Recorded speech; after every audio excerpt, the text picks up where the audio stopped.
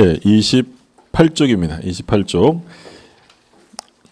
110조가 나오죠. 자, 조문을 한번 보세요. 1항에 보면 사기나 강박에 의한 의사표시는 취소할 수 있다. 그러니까 사기나 협박으로 법률행위하면 취소 사유가 되고, 2항 상대방이 있는 의사표시에 관하여 제3자가 사기나 강박을 행한 경우에는 상대방이 그 사실을 알았거나 알 수 있는 경우에 한하여 그 의사표시를 취소할 수 있다. 자, 2항은요. 상대방 있는 의사표시에 관하여 제3자가 사기나 강박을 행했다. 그럼 사기 강박을 한 사람이 계약의 당사자예요? 제3자예요? 제3자예요. 그래서 2항은 제3자에 의한 사기예요. 좀 이따 요건 좀 자세히 좀 보셔야 되고요. 자, 3항에 보면 역시 공통 규정입니다. 전 2항의 의사표시 취소는 선의의 제3자에게 대항하지 못한다. 제3자 보호 규정이죠. 근데 전 2항이라고 돼 있어요. 그럼 전 2항이라고 하면 2항을 말하는 거예요? 1항, 2항을 말하는 걸까요? 요건 두 개를 다 말하는 거예요? 만약에 법조문에서 바로 위에 거 2항만 얘기하려면 전항이라고 해요. 전 2항이라고 하면 위로 몇 개? 두 개. 예를 들어서 조문도 마찬가지인데 100조에서요. 전조의 경우라고 했어요. 전조의 경우. 그럼 몇 조를 말하는 거예요? 이건 99조만 말하는 거예요. 근데 예를 들어서 전 3조의 경우라고 표현하면 뭘 말하는 거예요? 위로 3개. 99, 98, 97을 말하는 거예요. 그러니까 요 3항에서도 전항이라고 하면 2항을 말하는 건데 전 2항이라고 하면 위로 2개. 그래서 1항의 상대방의 사기나 2항의 제3자의 사기 모두 다 제3자는 선의일 때 보호가 된다라는 거죠. 그래서 공통규정, 비통착사 모두 다 선의의 제3자를 보호하는 규정을 두고 있습니다. 자, 그러면 갑이 있는데 을이 갑에게 사기를 칩니다. 또는 뭐 협박을 했다. 그러니까 갑이 이제 2억짜리 부동산이 있는데 요거 사기 쳐가지고 한 1억에 사볼까 해서 사기를 칩니다. 그러면 이제 사기를 당한 갑은 취소할 수 있는데 일단 사기 강박을 이유로 취소할 수 있으려면 그 요건이 필요한데요. 가장 기본적인 요건은 을에게 반드시 사기 강박에 대한 뭐가 있어야 되냐면 고의가 있어야 돼요. 고의. 사기를 과실로도 할 수 있어요. 고의가 있어야 되는 거예요. 고의. 그러니까 만약에 과실로 인한 행위라고 하면 이건 사기가 될 수 없습니다. 반드시 고의가 있을 것. 이때 이제 고의는 학설의 대립이 있긴 한데 보통 2중의 고의, 2단계의 고의를 말해요. 그럼 1단계는 뭐냐면 사기칠 때 1단계는 속일 생각이 첫 번째 고의예요. 착오에 빠뜨려야지 라는 게 1단계 고의입니다. 근데 주된 목적은 착오에 빠뜨리는 게 아니라 착오에 빠져서 1억에 팔겠다는 의사표시를 하게 만들 고의. 이렇게 두 단계 고의를 거칩니다. 강박도 마찬가지예요. 협박은 왜요? 1차적으로 강박을 하는 첫 번째 고의는 뭘까요? 겁주는 거죠. 공포심에 빠뜨려야지 라는 게 1단계 고의고요. 그럼 2단계 고의는 공포심에 빠져서 갑이 1억에 팔겠다는 뭘 하게 만들 고의? 의사표시를 하게 만들 고의. 이렇게 통상 두 단계 고의를 거친다라고 하고요. 일단 첫 번째 반드시 뭐가 있어야 돼? 고의. 자, 두 번째는 인과관계가 있어야 합니다. 인과관계. 그러니까 인과관계라는 것은 원인과 결과관계를 말해요. 그러니까 예를 들어서 얘가 사기를 쳤는데 갑이라는 사람이 속아야 되는데 안 속았어요. 안 속았는데 1억에 팔아주겠다고 의사표시했다면 사기 취소가 돼야 안 돼요? 안 돼요. 뭐가 없으니까. 인과관계가 없으니까. 예를 들어서 을이 갑을 만날 때마다 사기를 쳐요. 근데 갑이 속아야 되는데 안 속아요. 근데 갑이 뭐라고 생각했냐면 만날 때마다 사기치니까 와 얘는 정말 최선을 다하네. 아이 불쌍한 거 내가 싸게 팔아줄게 라고 하면서 1억에 파는 의사표시를 했어요. 그러면 이 의사표시는 사기로 인한 의사표시 아니라는 거예요. 아니라는 거예요. 그러면 이건 그 사기와 의사표시 사이에 뭐가 없는 거예요? 인과관계, 원인과 결과관계가 성립하지 않는 거예요. 자, 을이 갑을 막 협박을 해요. 그럼 갑은 공포심, 외포심이 생겨야 되는데 공포심이 아니라 측은지심이 생겨요. 아, 됐다 어려운가 보다. 이 불쌍한 거 싸게 팔아줘야지 하면서 1억에 팔아줬다. 나중에 강박을 이유로 취소할 수 있어요? 없어요? 없다는 거예요. 그러니까 반드시 뭐가 있어야 돼? 인과관계가 있어야 되고요. 그리고 여기서 조심하실 점은 인과관계는 주관적인 인과관계라고 불러요. 그 얘기는 그 따질 기준이 되는 사람은 누가 기준이냐면 통상인이 기준이 아니라 표의자가 기준이라는 거예요. 예를 들어서 어떤 사람이 사기를 쳤어요. 근데 여기 있는 우리들은 아무도 안 속으셨어요. 근데 저는 귀가 팔랑귀라서 저만 속았어요. 저는 사기 취소할 수 있어요, 없어요? 있다는 거예요. 남들 기준이 아니라 표의자 기준. 어떤 사람이 협박을 했는데 아무도 안 무서워해. 근데 저만 엄청 소심해서 저만 겁먹었어요. 저는 취소할 수 있어요, 없어요? 있어요. 그럼 객관적이 아니라 뭐라고요? 주관적. 그럼 기준이 되는 사람은 통상인, 일반인이에요, 표의자가 기준이에요? 표의자가 기준이 된다라는 거예요. 그래서 다른 사람하고 상관없이 자기가 사기 강박에 의한 영향을 받았다면 취소할 수 있고요. 그리고 이제 사기를 칠 때는 행위가 있어야 되죠. 행위. 이때 행위라는 것은 소위 이제 작위라는 개념, 부작위라는 개념이 나오는데, 근데 이건 어쩔 수 없이 이건 형법상의 개념이에요. 사기 강박은 형법이랑 가까우니까. 그러니까 작위라는 것은 일정한 움직임, 거동이 있는 것을 작위라고 불러요. 작위라는 것은 일정한 거동이 있음을 작위라고 하고, 부작위라는 것은 거동이 없음을 말해요. 근데 우리가 흔히 생각하는 행위라는 건 보통 뭘 얘기해요? 보통은 작위. 근데 부작위도 행위 속에 포함될 수 있다라는 거예요. 그러니까 바꿔서 얘기하면 우리가 사기친다라고 하잖아요. 그럼 사기라는 것은 통상적으로 어떻게 생각하냐면 적극적으로 허위 사실을 날조하는 것을 사기라고 해요. 그럼 이건 작위예요, 부작위예요? 적극적으로 날조했다면 작위죠. 그런데 가만히 있어도 침묵을 해도 사기가 성립할 수 있다. 그게 바로 부작위에 의한 범죄가 됩니다. 교재 한번 보세요. 29쪽에 동그라미 1번 사기자의 2단의 고의. 자, 동그라미 2번 보세요. 기망행위가 있을 것. 자, 첫째 줄 마지막에 적극적으로 허위 사실을 날조하는 것뿐 아니라 고지 의무 있는 자가 소극적으로 진실한 사실을 숨기는 것도 기망행위다. 그러면 부작위에 의한 범죄가 성립한다라는 것은 얘는 지금 손가락 하나 까딱 안 했는데도 범죄가 성립하는 거잖아요. 왜 해야 돼? 왜 범죄가 성립할 거야? 아무것도 안 했는데. 해야 될 의무가 있었기 때문이에요. 그럼 의무가 있는 사람이 의무를 이행하지 않으면 그것도 범죄가 될 수 있다. 그래서 사기 같은 경우에는 고지 의무가 있는데 알려줄 의무가 있는데 그걸 위반했다면 그것은 사기가 성립이 된다라는 거죠. 개념 이해되셨어요? 그러니까 부작위한 개념은 요 최근 들어서 일반인들에게도 많이 이제 알려지고 있죠. 그러니까 대표적인 부작위 범죄는 뭐가 있었냐면 그 삼촌과 조카 사례인데 삼촌이 어린 조카를 데리고 강변길을 이렇게 거닐다가 조카가 미끄러져서 강에 빠졌어요. 근데 삼촌이 어떻게 했냐면 그 조카를 구조하지 않고요. 빠진 걸 보고 죽어도 하는 수 없지 이러고 갔어요. 그리고 이 조카가 실제로 사망한 사건이에요. 자, 이 사건에서 우리 법원은 삼촌에게 어떤 죄를 인정했냐면 살인죄를 인정했어요. 삼촌이 민 것도 아니고요. 나오는 애 못 나오게 막은 것도 아니에요. 아무것도 안 했어요. 그런데 왜 살인죄가 될까요? 구조할 의무가 있는 사람이에요. 구조할 의무가 있는 사람이 그 의무를 이행하지 않고 사망을 감수하였다면 이건 소위 형법상으로 보증인적 지위라고 하는데 행위가 동가치, 같은 가치를 갖는 거예요. 무슨 말인지 아셨어요? 그럼 만약에 그 옆에 제3자가 이렇게 길 가던 사람도 그걸 봤어요. 근데 그 사람도 아유 어떻게 하는 수 없지로 갔어요. 그 사람은 살인죄일까요, 아닐까요? 아니요. 왜 아니에요, 얘는? 의무가 없으니까. 그렇죠? 그러니까 얼마 전에 세월호 사건 대법원 판결이 있었죠. 대법관 13인 전원 일치해서 선장에게 어떤 죄를 인정했어요? 살인죄를 인정했어요. 선장이 애들에게 그 어린 아이들에게 직접적인 위해를 가한 건 아니에요. 근데 선장이라고 하면 애들이 위난에 빠졌을 때 뭘 해줘야 돼요? 구조 의무가 있는데 사망을 묵인하고 도망갔잖아요. 그러니까 이건 작위에 의한 살인이 아니라 뭐에 의한 살인이라는 거예요. 부작위에 의한 살인이 성립할 수 있다는 거죠. 무슨 말인지 아셨죠? 그러면 이런 부작위에 의한 범죄가 성립하려면 전제 조건은 반드시 그자에게 뭐가 있어야 한다고요?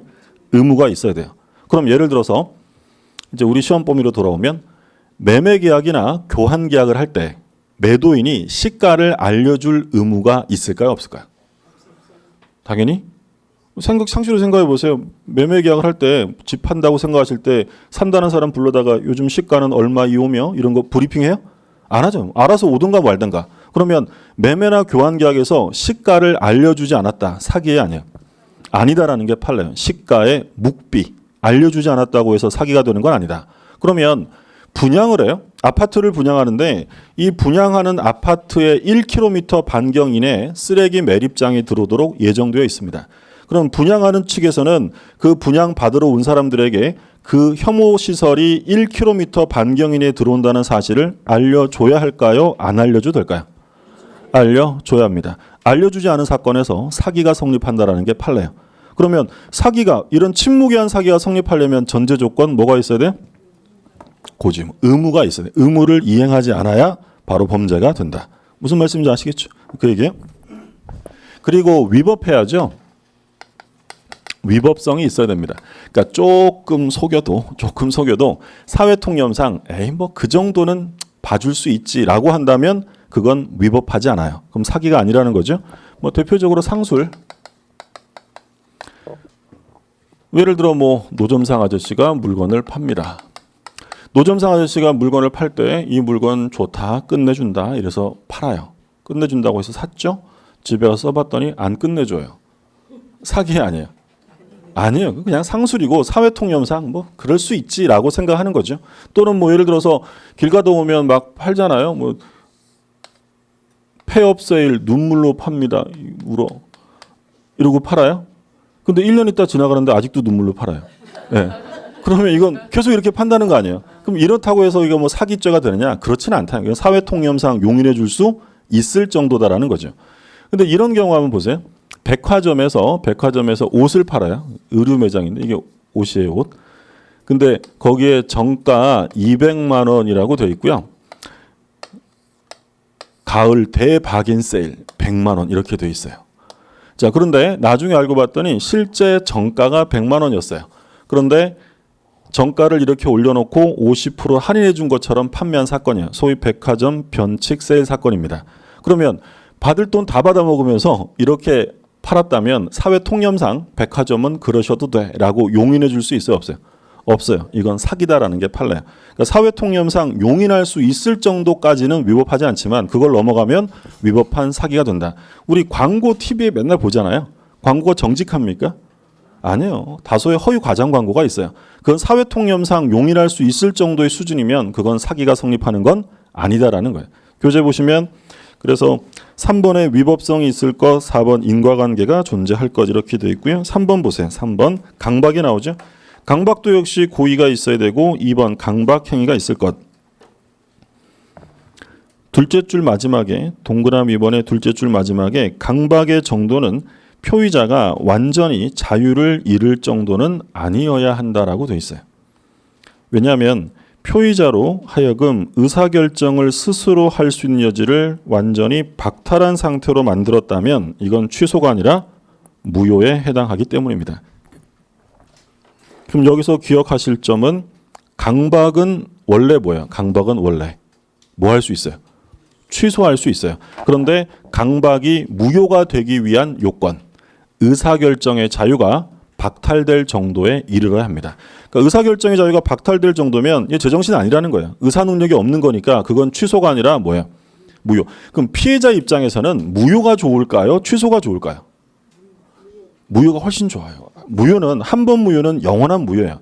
근데 취소라는 것은 일정한 시간이 지나면 더 이상 취소권을 행사할 수가 없어요. 나중에 우리 취소 가서 공부하겠지만 제척기간이라는 게 있어요. 대표적으로 법률행위 한 날로부터 10년이 지나면 취소를 못해요. 무슨 말인지 아셨죠? 그럼 만약에 지문에 강박에 의하여 공포심을 일으키게 되면 그 법률행위는 무효이다. OX예요. 강박에 의하여 공포심을 일으키면 무효이다.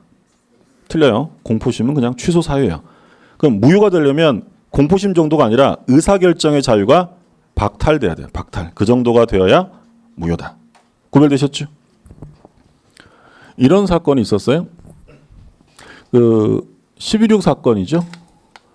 1979년이었죠. 79년 10월 26일. 아주 옛날 일이에요. 저 태어나기도 훨씬 전에. 79년 10월 26일 날 박정희 전 대통령이 사망한 사건입니다. 이때 이제 박통이 사망하고 전통이 나타나죠. 이때 이제 전두환 장군이 합수부를 창설해서 박정희 전 대통령 시해 사건을 수사한다고 하면서 관계자들을 싸그리 잡아다 구속시켜버려요. 이때 이제 누가 구속이 되냐면 박 전 대통령의 비서실장이었던 김계원 씨가 구속이 되고요. 국가라 하면. 그리고 이제 이 집 장남을 질질 끌고 와서 협박을 합니다. 강박을 하죠. 야, 니네 아버지 재산 다 부정축제한 거거든. 다 내놔 이럽니다. 그래서 이 강박을 당하느니 국가의 전 재산을 증여합니다. 그 세월이 흐른 다음에 세상 좀 좋아진 다음에 을이 소송을 제기한 사건이에요. 이때 이제 을 측에서 주장한 게 첫 번째, 국가가 개인을 협박해서 재산을 강탈해가는 행위는 반사회적 행위다라고 주장해요. 반사회적 행위. 그럼 이건 반사회적 행위일까 아닐까 문제가 생기는데 우리 판례는 반사회적 행위로 볼 수 없다라고 합니다. 103조가 아니라. 왜 아니라는 거냐면 우리가 아까 103조 봤잖아요. 103조는 구체적인 규정이에요. 추상적인 규정이에요. 매우 추상적이고 일반 규정이에요. 그러면 강박을 했을 때는 구체적 규정이 있어요, 없어요? 110조 있잖아요. 강박을 했을 때. 그러면 바로 일반 규정을 적용해서는 안 되고 구체적인 규정이 있으면 거기를 먼저 가야 되는 거예요. 무슨 말인지 아셨어요? 만약에 협박을 했어? 반사회적이네. 사기를 쳤어? 반사회적이네. 너 돈을 안 갚아? 반사회적이네. 이렇게 해버리면 나머지 조문들은 하나도 필요 없는 거예요. 그래서 일단 103조로 바로 볼 수는 없어요. 그래서 우리 판례가 뭐라고 하냐면 법률행위 성립 과정에 강박이라는 불법이 게재되었다 하더라도 이를 반사회적으로 볼 수는 없다. 두 번째, 104조를 한꺼번에 같이 주장했어요. 104조는 뭐였어요? 103조 다음에 비진이 좀 전에 불공정 행위예요. 당사자의 공박, 경솔, 무경험을 이용하여 폭리를 취한 거죠. 이때 이제 을 측에서 뭐라고 주장하냐면 이때 상황이 우리 아버지가 사형까지 당할 수 있는 상황이고 이때야 뭐 말이 법치주의 국가지 무법 천재 나라였으니까 아버지가 사형까지 당할 수 있다는 나의 궁박한 심리를 이용해서 폭리를 취한 거니까 불공정 행위다. 물론 실제로 사형 선고도 떨어졌었고요. 그럼 이 경우에 불공정 행위가 될까요, 안 될까요? 다 공부한 거니까 제가 여쭤보는 거예요. 불공정 행위가 될 수 없다라는 게 판례예요. 왜요? 증여와 같은 일방적 기부 행위는 불공정 행위를 논의할 수 없다. 아까 불공정 행위가 적용 안 되는 대표적인 거 두 개 꼭 기억하시라고 했죠. 뭐하고 뭐야? 증여와 경매. 그 증여. 증여는 불공정성을 얘기할 수 없어요. 그러니까 107조를 주장하는 거예요. 나는 이 재산을 증여하고 싶은 마음이 없었고 그리고 얘네들도 내 마음을 알고 있었으니까 107조의랑 단서 진이 아님을 알았거나 알 수 있는 경우에 해당하여 무효다라고 주장해요. 그러면 이 증여는 비진일까요? 진일까요? 이건 진이에요. 107조가 될 수 없다. 이건 진이다. 여기서 이제 우리 판례가 중요한 얘기를 하죠.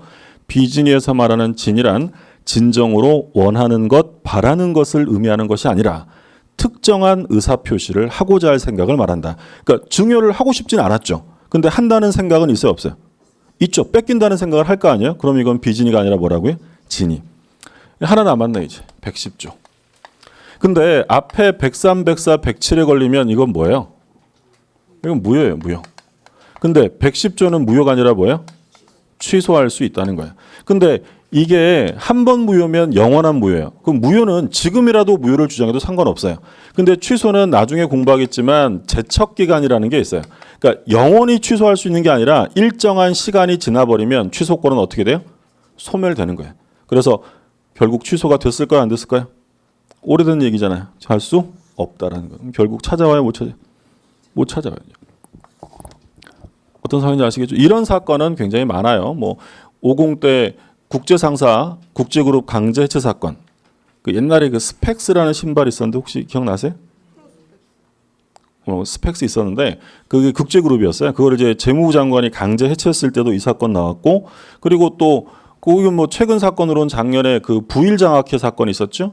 그 부일 장학회 부산일보 장학회인데 그 박 전 대통령이 그거 빼앗아 갔잖아요. 빼앗아 가지고 박정희의 유경수의 수에서 정수장학회 만든 사건. 그래서 부일장학회 유족들이 이제 돌려달라고 소송을 했는데 이게 똑같이 주장을 했어요. 근데 이제 그러면 그 피해자들은 당연히 취소를 주장하는 게 좋아요? 무효를 주장하는 게 좋아요? 무효. 그러면 그쪽에서 피해자들은 뭐라고 주장했냐면 강박을 당했고 그 강박이 의사결정의 자유가 박탈될 정도였다라고 주장을 한 거예요. 그래야 뭐가 되니까? 무효가 되니까. 근데 우리 법원은 협박을 한 건 분명하다. 강박을 한 건 분명하지만 의사결정의 자유가 상실될 정도는 아니었다는 거예요. 그럼 뭐로 가라는 거야?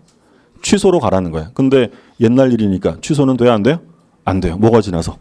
제척기간이 도가되어서죠. 같은 유형의 판례. 그래서 일반적인 강박은 취소할 수 있는데 무효가 되려면 의사결정의 자유가 박탈되면, 상실되면 그때는 무효가 된다. 봐두시고, 그리고 3번에 위법성이 있을 것 이렇게 돼 있죠. 동그라미 3번. 근데 여기서도 조심하실 점은 첫 번째 줄 마지막에 정당한 권리 행사로서의 고소고발은 비록 표의자에게 공포심을 생기게 하더라도 강박이 되지 않는다.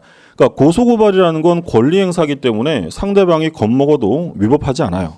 그런데 조심하실 점, 다만 정당한 권리 행사를 하더라도 부정한 이익을 목적으로 하지 않아야 한다. 뭘 목적으로 하면 안 돼요?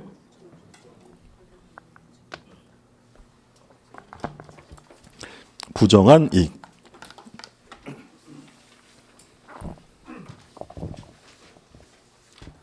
갑이 있고 우리는 갑이 을을 때렸어요. 때렸다. 폭행을 당했습니다. 그러니까 을이 치료비가 예를 들어 한 100만 원 나왔어요. 그러자 을이 갑한테 뭐라고 했냐면, 야, 치료비 100만 원 물어내. 너 안 물어내면 폭행죄로 고소한다. 그랬더니 고소한다는 말에 갑이 겁을 먹었어요. 이건 위법한 강박이 아니에요.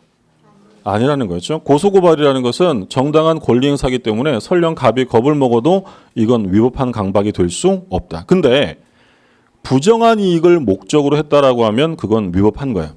을이 치료비가 한 100만 원 나왔는데 갑의 상황을 알아요. 갑이 예를 들어서 동종의 전과가 많다든지 또는 뭐 현재 집행유예 기간이라든지 이번에 들어가면 한참 있다 나와야 된다. 그거 알아요. 오, 잘 걸렸어. 1억 물어내. 안 물어내면 고소할 거야. 그러면 이것은 고소라는 권리 행사라더라도 정당한 거예요? 부정이익이에요? 부정한 이익을 목적으로 하면 이건 위법성이 있다. 그래서 우리 시험에 한번 뭐라고 나왔냐면 정당한 권리 행사로서의 고소고발은 언제나 위법하지 않다라고 나왔어요. OX에. 틀렸죠? 언제나가 아니에요.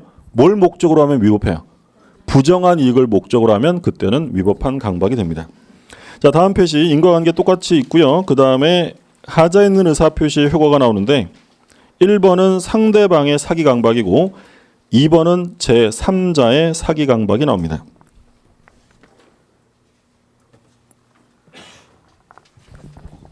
을이 갑에게 사기 강박을 해서 둘이 매매 계약을 했어요. 을이 갑에게 사기나 협박을 해서 둘이 매매 계약을 했다. 그러면 사기친 사람이 누구냐면 계약의 상대방이에요. 이게 상대방의 사기 강박이죠. 그럼 누구만 보호해주면 돼요? 갑만. 갑은 당연히 취소할 수 있죠. 근데 이제 이런 경우들이 생긴다라는 거죠. 갑이 있는데 A가 갑에게 사기나 협박을 합니다. 그래서 사기나 강박을 해서 자기랑 계약을 했다면 그건 누가 사기친 거냐면 계약의 누구예요? 제3자의 상대방이에요. A가 갑에게 사기쳐서 자기랑 계약하면 상대방이죠. 을을 A로만 바꿨을 뿐이에요. 예. 얘가 사기치고 지랑 계약했으니까. 근데 이제 문제는 그런 경우만 있는 게 아니라 A가 갑에게 사기를 쳐서 또는 협박을 해서 을과 매매 계약을 하도록 만드는 경우도 있어요. 그러면 갑의 상대방은 A예요? 을이에요? 을이랑 계약했죠. 얘가 상대방입니다. 그러면 사기친 애는 상대방이 아니라 뭐예요? 제3자가 되죠. 이게 제3자에 의한 사기 강박입니다. 그러면 갑이 사기 강박을 당했다고 해서 갑이 언제든지 취소할 수 있다라고 하면 누가 예상치 못한 피해를 입을까요? 을이겠죠. 을은 당연히 계약을 했다고 생각했는데 갑이 나중에 오더니 너는 몰랐겠지만 A가 사기친 거거든. 취소. 이러면 얘가 생각지 못한 피해를 보잖아요. 그래서 얘를 보호하는 것도 중요하지만 이 을도 고려를 해줘야 되기 때문에 110조 2항에서는 언제 취소한다고 했어요? 얘가 그 사실을 알았거나 알 수 있어요. 조문 한번 보죠. 자, 28쪽에 조문 박스 보세요. 110조 2항. 상대방이 있는 의사표시에 관하여 제3자가 사기나 강박을 행한 경우에는 상대방이 그 사실을 알았거나 그리고 알 수 있는 경우에 한하여 취소할 수 있다. 그러면 이 을이 갑이랑 계약을 할 때 자기랑 계약한 이유가 A가 사기쳤다는 사실을 알았거나 또는 알 수 있었어요. 그러면 갑은 뭐 할 수 있다고요? 취소할 수 있다. 그럼 물론 취소는 A한테 해요? 을한테 하는 거예요. 취소는. 당연히 을한테 해야죠. 누구랑 계약했으니까? 을하고 했으니까. 그럼 만약에 취소를 갑이 못한다. 자, 취소를 못하려면 이 상대방은 제3자 사기 사실을 모르기만 하면 돼요? 과실도 없어야 돼요? 과실도 없어요. 알았거나 알 수 있었으면 취소가 되는 거니까 몰랐고 그리고 과실이 없어야 취소가 되지 않는다는 거죠. 그러니까 아까 나왔던 거잖아요. 비진이 표시는 원칙은 유효인데 언제 무효예요? 알았거나 알 수 있어요. 똑같은 표현이 나온 거예요. 연결되시죠? 그럼 만약에 을이 제3자 사기 사실을 과실로 알지 못했어요. 과실로 알지 못했다면 갑은 취소할 수 있어요? 없어요?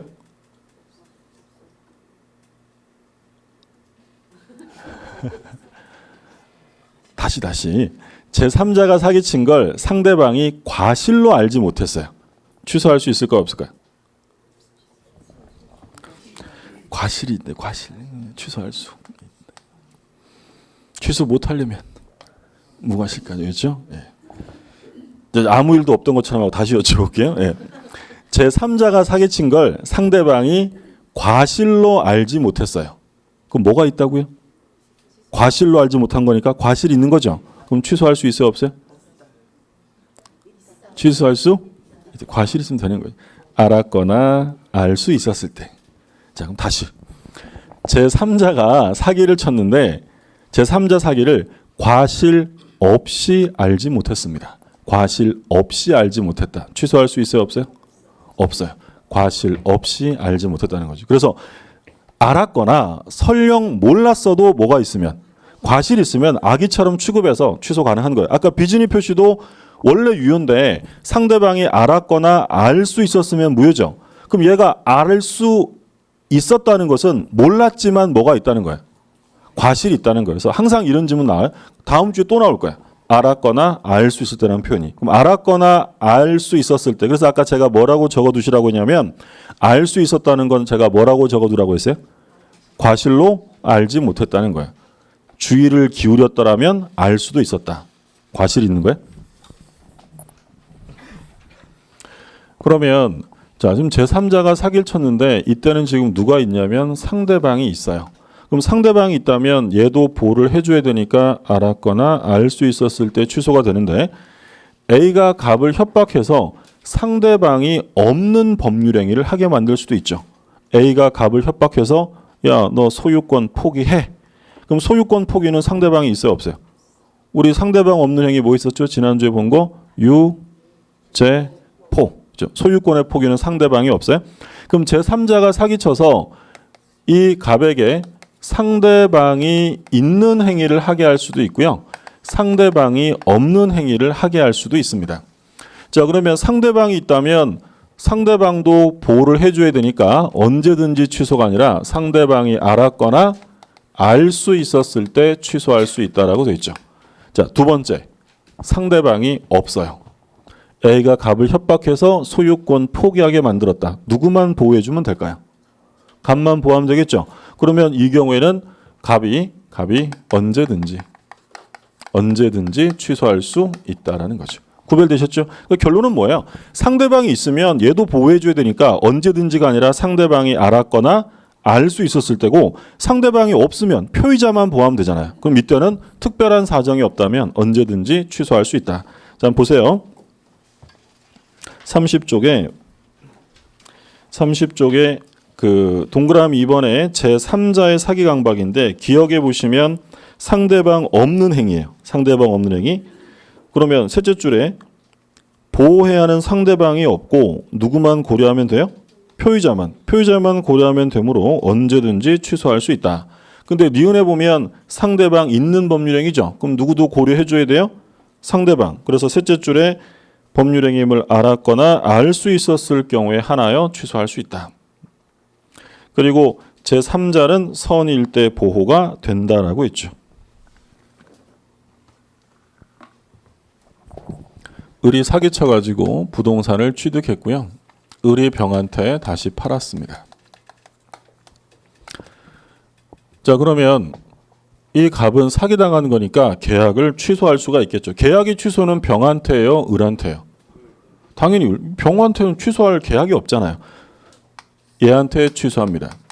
그런데 이 병이 만약에 사기로 인한 걸 모르고 샀다, 선이라고 하면 이 갑이 소유권을 찾아올 수 있다는 거예요, 병이 취득하는 거예요? 병이. 그렇죠? 사기 취소는 선의의 제3자에게 대항할 수 없다. 얘가 보호가 된다라는 거죠. 자, 취소는 아까 전 시간 마지막에 뭐 있었어요? 사기 말고 차고 있어, 차고. 그죠? 그럼 차고 취소도 제3자가 보호되는 거예요. 오늘 본 비통, 착사 네 가지는 다 제3자를 보호해요. 그러면 우리가 첫 시간에 무슨 얘기냐면 단독행위, 취소 같은 건 자기가 하고 싶다고 막 할 수 없고요. 언제만 할 수 있다고 했냐면 법률에 규정이 있을 때만 하는 거예요. 그러면 우리 민법이 규정하는 경우는 딱 세 가지입니다. 자, 지난주 이번 주 통해서 다 봤어요. 취소는 오늘 본 차고랑 사기 강박. 지난주에 뭐 하나 있었어요? 제한 능력자. 그래서 취소는요, 우리 민법이 딱 세 가지를 정해요. 제, 착, 사요. 사하면 항상 사기 강박 나오고, 우리 민법이 규정하는 취소는 딱 세 개입니다. 본래 의미의 취소, 제한 능력, 차고, 사기 강박. 그런데 제한 능력자의 취소는 상대적이에요, 절대적이에요? 절대적. 제3자 보호 안 돼요. 절대적인데, 그런데 차고나 사기 강박은 제3자가 보호되죠? 그럼 이건 상대적이에요, 상대적. 그래서 취소 사유는 딱 세 개, 제, 착, 사. 이 세 개밖에 없어요.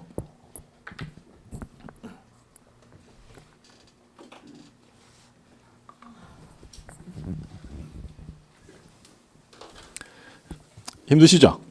네, 다 끝났어요. 좀만 기다려주세요. 일단 11월까지는 1시 정도에 끝날 거고 12월 되면 조금씩 더 길어질 거예요. 초반부터 너무 무리하면 힘드니까. 네.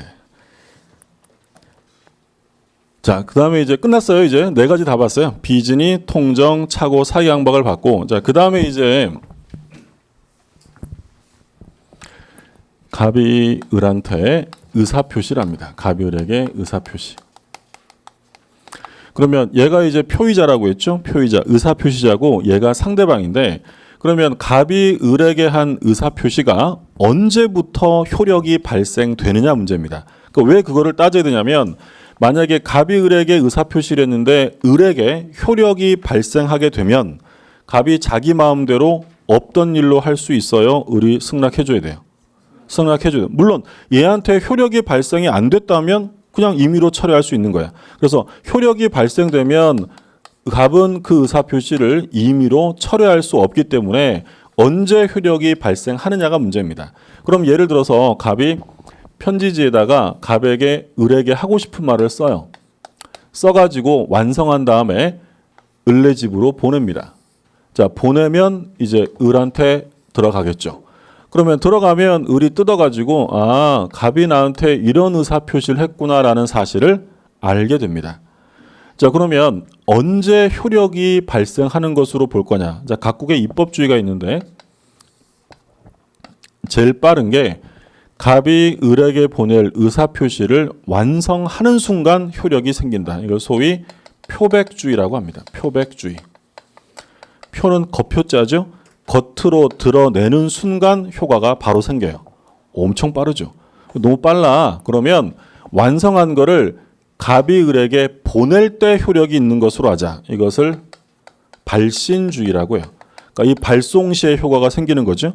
그럼 이것도 빠르다면 갑이 발송한 것이 을에게 들어가면, 을의 지배권 내로 들어가면 효력이 있는 것으로 하자. 도달주의입니다. 도달주의. 그럼 가장 늦은 건 뭐냐면 을이 도달된 내용물을 읽어보고 아, 이런 내용이구나라는 걸 알았을 때 효과가 있는 것으로 하자. 요지주의입니다. 요지주의. 그러니까 내용을 요지했을 때 효과가 있다라는 거죠. 자, 이렇게 각국의 입법례가 대립하고 있는데 우리 민법은 뭘 취하고 있느냐? 자, 111조 1항을 보세요. 31쪽에 111조 1항. 1항 상대방이 있는 의사표시는 상대방에게 도달한 때 그 효력이 생긴다. 자, 우리 민법은 뭘 취해요? 도달주의를 취해요. 우리 민법은 도달하게 되면 효과가 발생이 돼요. 그럼 이 항을 보세요. 이 항. 자, 이 항은 이 법조문 자체로 시험에 자주 나오는 조문이에요. 의사표시자가 그 통지를 발송한 후 사망하거나 제한 능력자가 되어도 의사표시 효력에 영향을 미치지 아니한다. 그러니까 얘가요. 의사표시를 보낸 다음에 사망하거나 또는 제한 능력자가 되었다.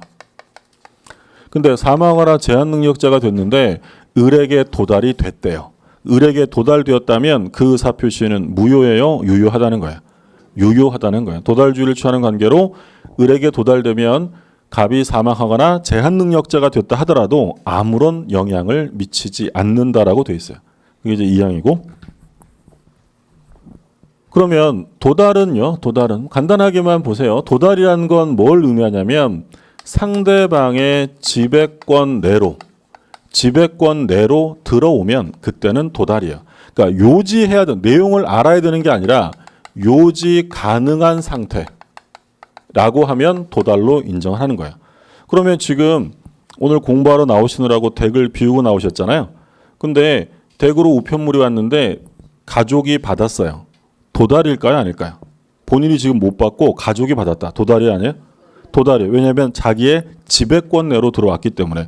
그러니까 바꿔서 얘기하면 본인이 반드시 현실 수령을 할 것까지 요구하느냐, 현실 수령을 요하지는 않는다는 거예요. 지배권 내로만 들어가면 되니까. 그러니까 만약에 동거 가족이 수령을 했다면 요건 도달일까요? 아닐까요? 도달이었죠. 왜냐하면 내 지배권 내로 들어왔으니까. 무슨 의미인지 아셨죠? 꼭 현실 수령을 의미하는 게 아니다. 그러면 도달되면 그때부터 효력이 발생하기 때문에 갑은 이제 임의로 철회하지 못한다라는 거죠. 누가 입증해야 될까요? 입증 책임. 도달 주장자가 도달 사실을 입증할 건지 아니면 부도달을 주장하는 사람이 부도달을 입증할 건지가 문제인데 입증 책임은 누구한테 있다고 하냐면 도달 주장자가 입증해야 합니다. 도달 사실을 밝혀내라는 거죠. 근데 사실 도달된 걸 입증한다는 게 사실 쉬운 일이 아니잖아요. 그래서 이제 보통 우리가 중요한 의사표시가 있으면 어떤 우편 방법을 씁니까? 등기 쓰죠. 등기나 또는 내용 증명. 그래서 우리 판례가 뭐라고 하냐면 등기나 내용 증명 우편을 보냈는데 반송되지 않았어요. 그럼 도달로 인정합니다. 특별한 사정이 없는 한. 근데 등기나 내용 증명이 아니고요. 일반 우편을 썼어요. 일반 우편을 썼는데 반송되지 않았다. 도달이 아니에요. 그건 인정 안 해요. 그래서 등기나 내용 증명은 반송되지 않으면 도달로 인정을 한다라는 거죠. 자, 그러면 우리 민법이 원칙적으로 취하는 게 뭐냐면 바로 도달주의예요. 근데 우리 민법에서 예외적으로 발신주의를 취하는 게 있어요. 예외겠죠. 그럼 예외면 어쩔 수 없죠. 어떻게 해야 돼요? 외우셔야 돼요. 31쪽에 그래서 동그라미 2번 예외로서의 발신주의에서 1, 2, 3, 4, 5, 6 나오는데 5번까지는 외우셔야 되는데요. 한 번에 다 외우지 마시고 여기서 이제 우리 시험 범위에 들어가는 게 2번과 3번이에요. 그럼 오늘은 이번 과정에서는 뭐를 꼭 기억해 두셔야 되냐면 2번과 3번이에요. 2번은 뭐예요? 격지자 간의 계약의 승낙. 3번은 무권대리인 상대방 촉구, 최고에 대한 본인의 확담. 이 두 가지가 시험범위라서 항상 시험범위 범위 내에서 나오는 거니까 5가지 중에서 일단 2번하고 3번을 좀 기억해 두셔야 합니다. 자, 그러면 격지자라는 말이 나왔어요. 격지자. 그러니까 격지자라는 건 말 그대로 떨어져 있다는 거예요. 근데 여기서 조심하실 점은 여기서 떨어져 있다라는 것은 장소적인 개념이 아니고요. 시간적인 개념이에요. 그러니까 의사소통을 하는 데 있어서 어느 정도의 시간이 걸리느냐. 아무리 물리적인 거리가 떨어져 있어도 의사소통이 바로 되면 그건 격지자가 아니에요. 예를 들어서 제 친구가 지금 제주도에 있어요. 그럼 제주도에 있는 친구랑 저랑 전화통화를 해요. 그럼 전화통화하면 우리 둘은 격지자일까요? 대화자일까요? 대화자예요. 그러니까 물리적인 거리가 아니고. 그럼 만약에 어떤 집에 갑과 을이 부부인데요. 부부가 한 집에 같이 살아요. 근데 아내가 남편에게 내용 증명 우편을 보내요. 이유는 모르겠는데 보냈어요. 그럼 얘네 둘은 격지자야 아니에요? 같은 집에 살고 있는데 아내가 남편에게 내용 증명 우편을 보냈다. 이 우편에 대해서 둘은 격지자야 아니에요? 격지자야. 한 집에 사는 게 중요한 게 아니고요. 내용 증명이라는 우편의 방법을 사용하면 이 의사가 도달되는데 하루 이틀 걸리겠죠. 그럼 그건 뭐라고요? 격지자야. 그러니까 격지자라는 건 장소적인 개념이 아니라 시간적인 개념이죠. 그럼 당연히 우편의 방법을 쓰면 이건 100%다 뭐라는 거야? 그건 다 격지자야. 그렇죠? 하루 이틀 걸리니까. 그러면 격지자 의사표시 중에서 뭐만 발신주의라고 되어 있어요? 다시 보세요. 동그라미 번에 격지자 간의 계약에 뭐예요? 승낙만 발신주의. 승낙만. 자, 우리가 이런 거 봤는데 가비을한테 너 우리 집 안 살래? 라고 하는 의사표시를 뭐라고 한다고 했냐면 청약이에요. 얘가 11월 1일 날 청약서를 보내서 이 청약서가 11월 3일 날 도달됩니다. 그러니까 의리 받아보니까 마음에 들어요. 그래서 내가 살게 라고 승낙을 11월 6일 날에서 11월 8일 날 승낙서가 도달되었습니다. 그러면 이 청약이라는 건 언제 효력이 생길까요? 11월 3일 도달주의. 그럼 발신주의를 취하는 건 격지자 중에서 뭐만이라고 했어요? 승낙만. 그럼 이 승낙의 효력은 언제 생겨요? 11월 6일이에요. 그러니까 이 계약의 성립일은 11월 8일이다라고 하면 오의 X예요. 틀려요. 언제? 11월 6일. 이건 도달주의가 아니라 발신주의. 그러니까 왜 그렇다고 하냐면 이 갑이라는 사람이 청약을 한 사람이죠. 그럼 청약할 때 얘는 계약에 대한 마음의 준비가 돼 있을까요? 안 됐을까요? 청약한 사람은 돼 있겠죠. 그러면 굳이 계약의 성립을 늦출 필요가 없다는 거예요. 그래서 승낙서를 발송하는 순간 곧바로 계약은 성립되도록 하겠다는 거죠. 결론. 조심하셔야 되는 건 만약에 지문에 격지자 간의 의사표시는 발신주의에 따른다라고 하면 오의 X예요. 격지자 간의 의사표시는 발신주의에 따른다라고 하면 그건 틀려요. 격지자도 도달주의가 원칙이에요. 그런데 발신주의를 취하는 건 격지자 중에서 뭐만? 승낙만 발신주의. 그러니까 이 청약은 도달주의잖아요. 그러니까 승낙만 발신주의라는 점 기억해 두시고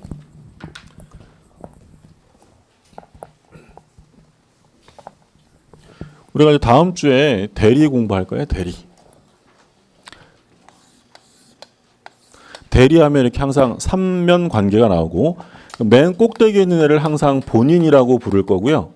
그리고 이쪽에 있는 애를 대리인이라고 부를 거예요. 대리인. 그리고 대리인과 거래한 사람을 상대방이라고 부릅니다. 그럼 뭐 대리라는 제도는 우리가 뭐 법 공부 안 해도 일반적으로도 많이 알려져 있잖아요. 그러니까 갑이을한테 대리권을 주는 거예요. 야, 대리인, 네가 나 대신 이 아파트 좀 팔아줘라고 합니다. 그럼 대리권을 수여받은 을이 이 병이랑 예를 들어 부동산에 매매 계약을 했다. 그러면 요 매매 계약의 효력이 대리인에게 귀속이 되어 본인에게 가는 거야. 본인에게. 그게 바로 대리제도예요. 그러니까 대리제도란 대리인을 통해서 법률행위라고 효과는 본인이 직접 취득하는 게 바로 대리제도예요. 자, 그런데 이 을이 갑에게 대리권을 수여받지를 않았어요. 수여받지 않았는데 자기가 위임장을 위조합니다. 위조해서 병 만나서 내가 갑의 대리인인데 라고 하면서 갑의 부동산을 대리로 팝니다. 그걸 뭐라고 하냐면 무권 대리라고 불러요. 대리권 없이 대리 행위를 했다는 거죠. 그럼 무권 대리 행위를 하면 본인에게 효과가 귀속되느냐, 책임져야 되느냐, 안 져도 되느냐 문제가 생기겠죠. 그럼 무권 대리인이 계약을 하면 본인이 책임을 져야 될까요? 안 져도 될까요? 당연히 안 져도 되겠죠. 져야 되면 어떻게 이거? 져야 되면 지금 이 공부할 때가 아니에요. 지금 내 부동산 지키러 가야 될 때니. 그렇죠. 누가 막 팔아버릴 수 있잖아요. 그러니까 당연히 대리권이 없으면 본인은 책임을 안 져도 돼요. 그럼 여기서 이제 한 가지 확인하실 점은 대리의 효과가 본인에게 귀속이 되려면 을에게 반드시 뭐가 있어야 돼요? 정당한 대리권이 있어야 돼요. 이건 나중에 공부하겠지만 특별 효력 발생 요건이에요. 그러니까 대리행위에서 효력이 발생하려면 을에게 뭐가 있어야 한다고요? 대리권. 근데 대리권 없어요. 무권 대리예요. 그러면 무권 대리라고 하면 본인이 책임을 안 져도 돼요. 그럼 일단 누가 좀 피해가 생길 수 있을까요? 상대방이에요. 그래서 이 법에서 다음 주에 보겠지만 상대방에게 어떤 걸 인정해 주냐면 얘한테 너 어떻게 인정해 줄 거니 말 거니? 내가 당신 대리인이라 칭하는 사람하고 계약했는데 무권 대리인이래. 너 어떻게 생각해? 라고 답변을 촉구하는데 그걸 뭐라고 하냐면 최고라고 해요. 최고. 그러니까 최고라는 것은 답변을 촉구하는 거예요. 촉구. 우리 민법이 개정되면 최고는 전부 다 촉구라는 용어로 다 바꿀 거야. 그러면 얘가 이제 어떻게 할 거니라고 물어보면 본인이 가만히 생각해 봤더니 뭐 마음에 들어요. 그러면 내가 책임질게라고 할 수 있는데 그걸 뭐라고 하냐면 추인이라고 해요. 추인. 그러니까 추인이라는 건 뭐냐면 추후에 인정한다는 거. 추후에 인정한다. 그러니까 원래는 무권 대리면 얘가 책임을 지는 게 원칙이라고 했어요. 안 지는 게 원칙이에요. 안 지는 건데 얘가 뭘 해버리면 추인. 그러니까 원래는 효력이 없던 건데 나중에 추후에 인정을 해버리면 자기 법률 행위로 만들 수 있어요. 그러니까 추인하면 소급해서 유효가 돼요. 매매계약 자체가. 근데 봤더니 나한테 별로 안 좋은 거야. 그럼 꼭 추인해야 될까요? 거절할 수 있을까요? 나 안 해 라고 거절할 수도 있어요. 그러면 결국 이 협의의 무권 대리에 있어서 이게 유효가 될지 무효가 될지는 누가 결정하면 되는 거야. 본인이. 그런데 어떻게 하실 거예요? 라고 물어봤는데 갑이 그냥 아무 말도 안 해요. 확답을 하지 않았다. 자, 확답을 안 했다면 추인일까요? 거절일까요? 거절. 어떻게 하셨어요? 아직 공부 안 했는데, 그죠? 거절이에요. 나중에 다음 주에 볼 거예요. 131조에서 최고기간 내 확답을 바라지 아니한 때는 추인을 거절한 것으로 본다. 그러니까 우리가 앞으로 공부할 때 아무 말도 안 하잖아요. 침묵을 하면 대체로 긍정적으로 효과가 귀술될까요? 부정적일까요? 다 부정적. 우리 시험 범위 내에서는 침묵하면 전부 다 부정적, 거절로 보는 거예요. 근데 얘가 뭐라고 했냐면 저 11월 15일까지 확답 좀 해주세요라고 했어요. 근데 이 갑이 고민을 합니다. 아, 요거 할까 말까 하다가 11월 15일에서야 알았다. 내가 추인한다. 라고 추인합니다. 그래서 추인서가 11월 16일에야 병에게 도달됩니다. 자, 그러면 이 계약은 이행되어야 할까요? 이행될 필요가 없을까요? 자, 만약에 이게 도달주의라면 15일까지 어떻게 돼야 돼요? 도달돼야 돼요. 그럼 도달주의면 이행을 해야 할 필요 없어요. 15일까지 안 들어온 거니까 확답 안 한 거예요. 그럼 거절이 되는 거절. 근데 이게 발신주의면 15일까지 도달이 아니라 뭐만 하면 돼요? 발송만 하면 돼요. 그럼 15일 날 발송을 했다면 이건 추인이에요, 거절이에요? 추인으로 보는 거야. 그래서 131조에서 뭐라고 했냐면 최고기간 내 확답을 받지 못하면이라고 돼 있지 않고요. 최고기간 내 확답을 발하지 아니하면이라고 돼 있어요. 발신주의라는 거, 발신주의. 그러니까 그때까지 도달이 아니라 뭐만 하면 된다고요? 발신만 하면 된다. 무슨 말이에요? 두 개 봤네요, 오늘. 발신주의를 취하는 거 좀 전에 뭐 봤어요? 승낙. 여기서 봤잖아요. 얼굴만 돌리면 잊어버리면 안 돼요. 그죠? 예. 승낙 하나 봤고 두 번째 지금 무권 대리 최고의 확답 봤어요. 그러니까 우리가 이제 보통 그 라디오 들을 때 그 뭐 응모엽서 같은 거 하면서 뭐라고 하냐면 며칠자 소인분의 하나입니다. 이런 말 들어보셨어요? 예, 응모엽서 같은 거 할 때 예를 들어 15일자 소인분의 하나입니다라는 말을 써요. 그럼 그건 발신주의라는 거예요? 도달주의라는 거예요? 15일 날 뭐만 찍으면 된다는 거예요? 소인. 그렇죠? 우체국 가서 보낼 때 소인 찍잖아요. 그럼 이건 무슨 주의라는 거예요? 발신주의. 그러면 15일 날 보내기만 하면 그게 늦게 들어와도 상관은 없다는 거예요. 그게 무슨 주의야? 발신주의. 근데 도달주의면 15일까지 나한테 도달해야 한다는 거죠. 근데 우리 민법은 원래는 도달해야 되는데 예외적으로 발신주의를 취하는 게 지금 보시는 것처럼 격지자 간에 승낙하고 두 번째 무권 대리에서 상대방 최고의 확답이에요. 나머지 것들은 우리가 기본 과정 가서 또 볼 테니까 좀 봐두시고. 자, 여기까지가 이제 의사표시 1장과 2장을 봤고요. 그 다음에 이제 법률행위 대리가 나오는데 오늘 여기까지 볼 거예요. 여기까지 보고 다음 주에 대리부터 봅니다. 복습하실 때 좀 할만하신가요? 안 해보셔서 모르시나요? 안 하셔도 돼요. 안 하셔도 되고 11, 12월 과정은 지난주에도 말씀드렸지만 복습은 뭐 하시면 좋고 안 하셔도 되는데 반드시 뭐 하시라고 했어요? 출석하셔야 돼요. 수업을 빠지면 다른 거 복습 하나만 해요. 일단 수업은 빠짐없이 나오셔야 돼요. 그러니까 점점 연말로 다가가면서 일상이 좀 바빠지실 텐데 그래도 마음 먹고 하는 거니까 꼭 수업 나오세요. 자, 여기까지 합니다. 고생하셨습니다.